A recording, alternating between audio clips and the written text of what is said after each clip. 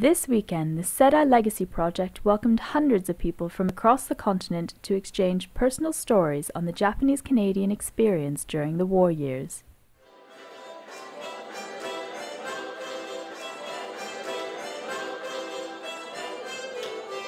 Hosted over 3 days at the Japanese-Canadian Cultural Centre in Toronto, the conference was designed to bring the Japanese-Canadian community together and to encourage the children of the internment camps to tell their stories, many of them for the first time in their lives. The reason I'm particularly happy to be here and excited that this event is taking place is that it is urgent, necessary, fundamental for all of you to tell your stories. Canadians of all backgrounds need to hear them. I need to hear them. My students need to hear them. My neighbors need to hear them. And to understand what happened and what you all went through.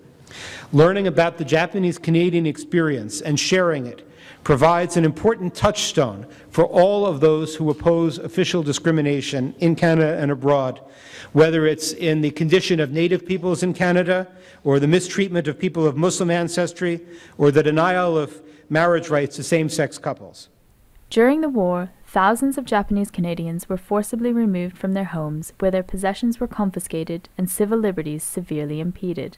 Following the end of the war, restrictions continued to limit where Japanese Canadians could move and how far away they could live from one another, ultimately impacting the community forever. For some, it was the first time they had seen each other in more than 65 years. It was also the first time many of them had ever spoken publicly about their experiences during the war. Sharing the story is part of the healing process, whether that telling occurs within hours of an event, or years, or even decades. The healing power of remembering and sharing can benefit not only the victim of the trauma, but also their children and their grandchildren. Participants were broken up into smaller groups where they had a chance to tell their story while audience members listened on. The stories were captured on video as part of the project's broader goal to gather, protect, and disseminate the history and legacy of Japanese Canadians. I told them about where I was at that time and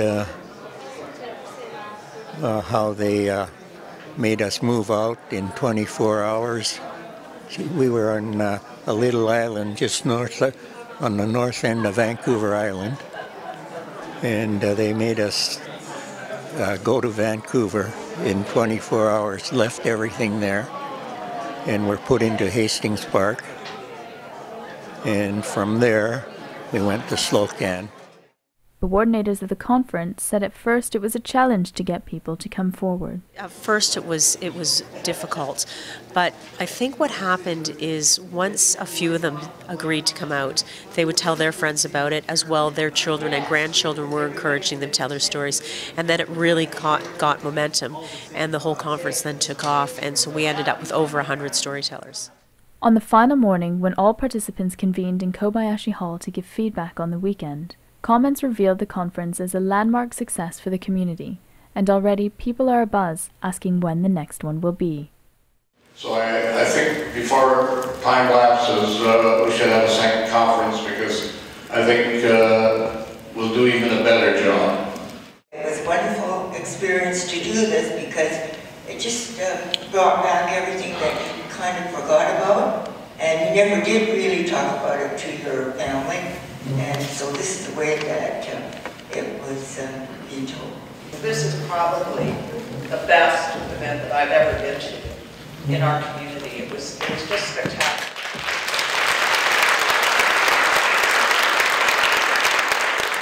And I think one of the reasons it was so wonderful was to see multiple generations of our community. You know, in some cases, the grandchildren brought their grandparents out because they wanted to hear their stories and said, it's time that you talked about it. To end her final retirement years in a place like the Cultural Center, with the meetings that we had, and to remember and to enjoy and to see some friends still healthy. And when Mrs. Kitajima mentioned that I didn't know anybody, are you Molly? Benta. We used to spend our days in Strawberry Hill. For some of the younger generations, it was the first time they had heard these stories, and a confirmation of the importance to continue Sedai's Legacy Project of preserving stories from pioneering families who first arrived on Canadian shores. I really hope that younger people can continue this cause, because we've seen evidence of the amazing breadth of these stories, and they can't be forgotten. They do need our efforts to be preserved. So as I said, being a Japanese Canadian isn't something that I want to forget easily, and I want you all in this room to know that your stories have been heard loud and clear, and that they won't be forgotten. So thank you.